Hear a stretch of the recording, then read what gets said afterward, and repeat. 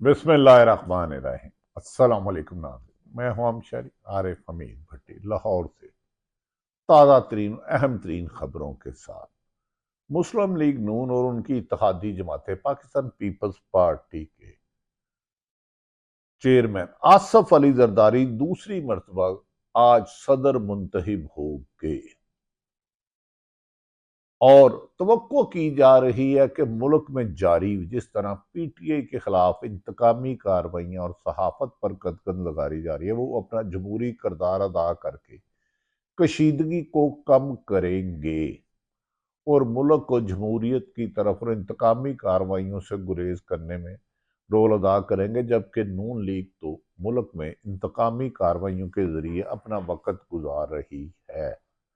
दूसरी तरफ पाकिस्तान पीटीआई ने मौजूदा इलेक्शन को मुस्तरद कर दिया है। उन्होंने कहा है कि चारों सूबों में हाउस पूरा नहीं था, उनकी मखसूस नशिस्तें उन्हें अलाट करने की बजाय सिलेक्शन कमीशन, वो माफी चाहता हूँ क्या नाम है उसका असल, इलेक्शन कमीशन उन्हें कहा जाता है, उन्होंने जो उनकी कामयाब सीटें थी उसे दे दिया। लिहाजा उनका कहना है कि शहबाज शरीफ भी गैर कानूनी वजीर आजम है और सदर भी वजीर आजम है, लेकिन आइन और कानून के मुताबिक 8 फरवरी को जितनी मर्जी धांधली हुई, 9 फरवरी को नताइज चेंज किए गए, लेकिन हतमी और आइनी तौर पर शहबाज शरीफ और उनकी दीगर जमातों के इत्तेहादी उम्मीदवार वजीर आजम शहबाज शरीफ बन चुके हैं और मोहतरम आसफ अली जरदारी आज सदर पाकिस्तान बन चुके हैं। हम उन्हें मुबारक देते हैं और तवक्को ये रखते हैं कि वो मुल्क में तमाम अदारों को उनकी हदूद में रखने का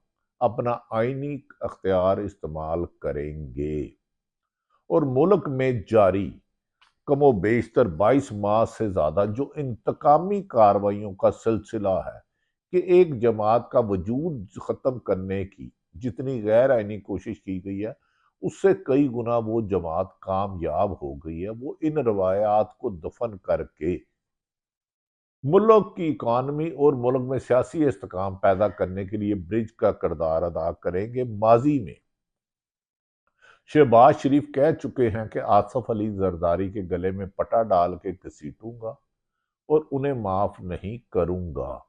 जबकि आसफ अली जरदारी कह चुके हैं नवाज शरीफ धरती के नसूर थे, इनका साथ दिया। तो अब दोनों जमातों ने मिलके, पीपल्स पार्टी एएनपी और दीगर जमातों ने मिलके नवाज शहबाज शरीफ को वजीर आजम और पीपल्स पार्टी को सदारत दी और गवर्नरशिप पर भी बंदर बांट जारी है।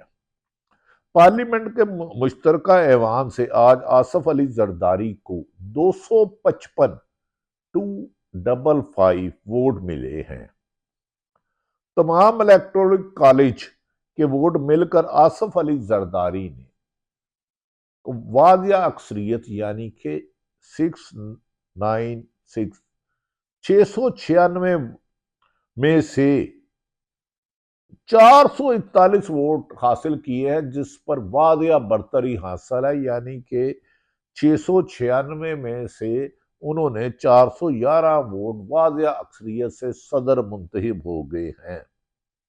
महमूद खां चकजी जिसे पीटीआई और जो कि सुन्नी इत्तेहाद कौंसिल या पीटीआई के हमायत याफ्ता उम्मीदवार थे, उनको मिलने वाले इलेक्टोरल वोटों की तादाद 181 बनती है। 181 181। लिहाजा शहबाज आसफ अली जरदारी उनसे 2 गुना ज्यादा वोट लेकर वाज़ेह अक्सरियत से पाकिस्तान के 14वें सदर मुंतखब हो चुके हैं और इससे पहले भी वो सदर पाकिस्तान रहे हैं।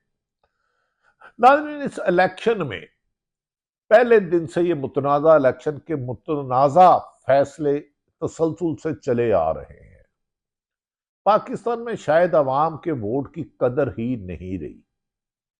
एक गरीब आदमी आम शहरी को जो वोट का हक मिलता था 5 सालों में कि उनका मुंतखब नुमाइंदा असम्बली में जाए और उनके लिए कानून साजी करे, उसको बाद सियासी जमातों ने जालसाजी से दफन कर दिया और एक वोट का हक छीन के भी बंद कमरों में वजारत उज़्मा सदारत हुकूमत किसको देनी है किसको लेनी है, वो ये फैसले किए जा रहे हैं। इस इलेक्शन में हमेशा सदर पाकिस्तान की ख्वाहिश रखने वाले 2018 में कि मुझे सदर बनाओ, मेरा मूड बने, मौलाना फजलुर रहमान जीडीए जमात इस्लामी के अरकान ने वोटों का बाइकाट किया। मौलाना फजलुर रहमान के मुताबिक ये हुकूमत जाली है, मैंडेट चोरी किया गया है, इसमें जमहूरियत को दफन किया गया है। अवाम ने जिसको वोट दे के कामयाब किया उसे हुकूमत ने, इलेक्शन कमीशन ने हरा दिया, और जिसको अवाम ने वोट नहीं दिया, रिजेक्ट किया, उस पर अदम एतमाद किया, उसे फॉर्म 47 में हेर फेर फ्रॉड करके कामयाब करा दिया गया। इसलिए उन्होंने इस वोट का बाईकाट कर, इस इलेक्शन का ही बाईकाट कर दिया, और जीडीए ने भी नहीं दिया। नाज़रीन, इस मौके पर पीटीआई का मौकफ है कि महसूस नशिस्तों का तनाजा हल होने तक ऐवान में इलेक्टोरल कॉलेज मुकम्मल ही नहीं होता तो ये होने वाला इलेक्शन आइन से तसादुम है, इसे कोई तस्लीम नहीं करेगा। इस पर सेनेटर्स, आइनी माहिरीन और वाज़ेह अक्सरियत की राय है ये इलेक्शन जमहूरियत को कमज़ोर करेगा, क्योंकि इसमें अवाम के मैंडेट पर डाका डालकर जिन लोगों को कामयाबी दी गई उसमें साजिश की बू नजर आती है।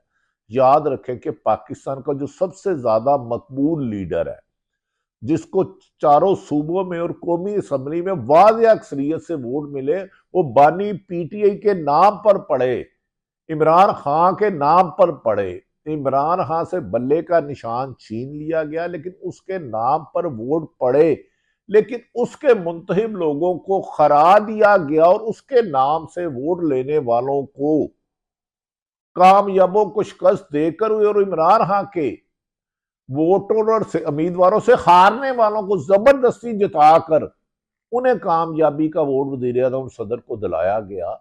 इस धांधली की मिसाल शायद रूह जमीन पे कहीं मिलती हो। कल स्पीकर कौमी असम्बली ने पेशावर हाईकोर्ट के हुक्म इम्तना के बावजूद, पेशावर हाईकोर्ट ने हुक्म दिया था कि ये अब हलफ नहीं उठा सकते मखसूस नशिस्तों पर, के बावजूद पंजाब की 4 नशिस्तों से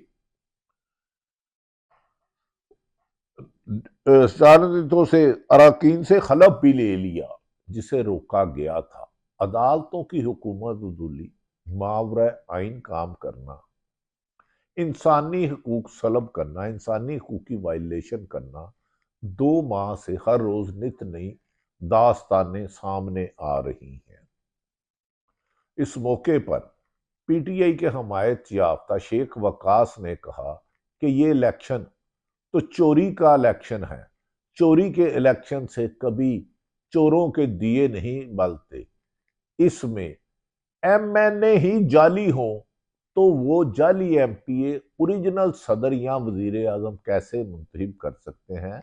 शेख वकास अकरम का ये बयान खासा वदादार है। इससे पहले उन्होंने कहा था कि उन्होंने अपने बेटे को स्कूल से उठा लिया, उन्हें खतरात थे। हमें यकीन है कि अब ये गैर कानूनी लोगों की गिरफ्तारियों का सिलसिला इंतकामी कार्रवाइयों का थम जाएगा। अच्छी या बुरी, धांधली से या मैंडेट चोरी से हुकूमत बन चुकी है। आज पंजाब असम्बली में प्रेसिडिंग अफसर को सुन्नी इत्तेहाद कौंसिल के अरकान ने महसूस रिश्तों के वोट गिनती में शामिल ना करने की दरख्वास्त भी दी, लेकिन उस आईनी दरख्वास्त को भी नजरअंदाज करके रद्दी की टोकरी में फेंक दिया गया। उस आइन को भी, जिसे मुस्तरद वोट नहीं गिनने चाहिए, उसको भी काउंटिंग में शामिल किया गया। गो के अगर ये भी शामिल ना करते तो फिर भी आसफ अली जरदारी की कामयाबी वाजिया थी। लेकिन पंजाबी च कहते हैं चोर चोरी तो जाता, हेरा फेरी तो नहीं जे जाता।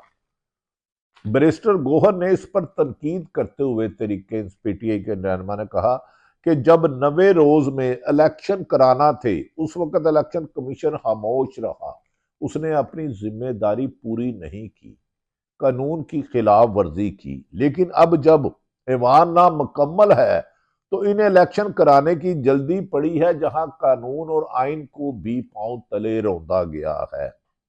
आज जब हमजा शहबाज असेंबली में वोट कास्ट करने आए तो बड़े दिलचस्प नारे भी सुनने को मिले। अपोजिशन की जानिब से नारे लगाया गया कि एक जरदारी नून लीग पर भारी, एक जरदारी नून लीग पर भारी। नून लीग का वजूद ही पीपल्स पार्टी के खात्मे के लिए जियाउल हक ने बनाया था। पहले जनेजो लीग बनाई थी, फिर नून लीग को, पीपल्स पार्टी को खत्म करने के लिए। दोनों ने एक दूसरे के बारे में ऐसे ऐसे जहर अंगेज बयान दिए हैं कि उन्हें धराना भी नामुनासिब है। सोशल मीडिया पे इनके क्लिप्स वायरल हैं। लेकिन इक़्तिदार की हवस और अपने मुकदमात को खत्म कराने के लिए कल एक दूसरे का गर्दन काटने वाले किस कैसे एक दूसरे को सदर और वजीर आज़म बना रहे हैं, ये भी शायद अखलाकियात के मुनाफी है। लेकिन सियासत में कोई बात भी खत्मी नहीं होती। नारे ने अपोजिशन ने लगाया एक जरदारी नून लीग पर भारी। देखा जाए तो ये नारा हकीकत के करीब भी है। जरदारी तीसरी नंबर की सियासी जमात है। सदर, गवर्नर और मनपसंद ओहदे ले चुके हैं, क्योंकि उनके बगैर मुस्लिम लीग नून के नवाज शहबाज शरीफ वजीर आजम बन ही नहीं सकते थे, चाहे उन्होंने पीटीआई का मैंडेट चोरी भी कर लिया। 45 फार्म को खत्म करके 43 भी बना लिए। नाज़रीन, पिछले 2 साल से नून लीग नारे लगा रही थी। लंदन बैठे और पाकिस्तान असेंबली में जलसों की इंतहाबी मुहिम देख ले। पीपल्स पार्टी ने नून लीग के खिलाफ वोट दिया कि पीटीआई को वोट देना, नून लीग को वोट देना। नून लीग ने कहा पीटीआई को वोट देना, पीपल्स पार्टी को वोट देना। दोनों एक दूसरे को पाकिस्तान के लिए खतरा करते रहे, पर दोनों एक दूसरे की सीटों से अब कामयाब हुए। और नारा लगता रहा कि नवाज शरीफ वजीर आजम होगा, वजीर आजम होगा। हर तकरीर हो जाओ, हर प्रेस कॉन्फ्रेंस हो 8 फरवरी से पहले। लेकिन नवाज शरीफ वजीर आजम नहीं बन सके। इसकी बहुत सारी वजूहात हैं जिसे फिलहाल नहीं दिया जा सकता। आजकल नजम सेठी ने इन पर खासी रोशनी डाली है। हमारे तो पर जलते हैं। हकायक बेपनाह खौफनाक है। ना सिर्फ नवाज शरीफ वजीर आजम नहीं बन सके, अपनी मर्जी का वजीर खजाना नहीं लगा सके, और उन्हें बहुत से काम ऐसे करने पड़े जिससे वो सख्त खफा और नाराज हैं। लेकिन उन्होंने अपने मुकदमात के खात्मे और बेटी की वजारत आला पर अपनी सियासी जदोजहद को, वोट को इज्जत दो की बजाय वोट को दफना दो और इक़्तिदार को में हिस्सा लो को अपना मकसद बना लिया। इनके समधी साग डार वजीर खजाना नहीं बन रहे। नून लीग अपनी वर्दी से वजीर दाखिला भी नहीं बना सकती, जो खबरें आ रही हैं, और वजीर खारजा की तकरार पर भी सवालिया निशान है। और नगरान दौर के जलील अब्बास जलानी की खिदमात किसी और ना किसी शक्ल में बरकरार रह सकती हैं। पीपल्स पार्टी सदर, गवर्नर, चेयरमैन, सेनेट समेत अहम आईनी ओहदे अपने पास रखने में कामयाब हो रही है, और नून लीग मजबूरन अपने अरबों की करप्शन खत्म करा कर आ गई है। लेकिन पीटीआई ने इतवार को बहुत बड़े एहतजाज का ऐलान किया है, जबकि इमरान खान के लिए अच्छी खबरों का सिलसिला शुरू हो चुका है, यानी कि उनकी जमानतें होने लग पड़ी है। साइफर तो शाहनामे में दूसरी तरफ गैर कानूनी झूठे मुकदमे में गिरफ्तार इमरान रियाज को दहशत गर्दी में, जिसे मैं डीआईजी इन्वेस्टिगेशन को चैलेंज करता हूँ, वो ऑन ऑथ बताएं कि इमरान रियाज से क्या उस केस में मुलव्वस था, क्या उससे डंडा बरामद हुआ। उसकी भी आज अदालत से जमानत हो गई। हमें अपनी अदालतों पर यकीन है कि मुल्क में जो पुलिस और ब्यूरोक्रेसी ने अंग्रेज दौर के मजालिम जारी रखे हुए हैं, अदालतों से ही इंसाफ मिलेगा। जब तक अदारे इंडिपेंडेंट और अपने दायरा इख्तियार में रहकर काम नहीं कर सकते, ना जमहूरियत मुल्क होगी, ना मुल्क में सियासी इस्तेकाम आएगा, ना मीडिया मजबूत होगा। साहब, लोगों की राय है कि जबरदस्ती, जोर से, धांधली से, धमकियों से ना हीरो को जीरो बनाया जा सकता है मीडिया पर, ना जीरो को हीरो बनाया जा सकता है। हकायक समझना होंगे और अवाम की राय को ही हतमी समझना होगा। अल्लाह पाकिस्तान का हामी और नासिर हो। पाकिस्तान जिंदाबाद।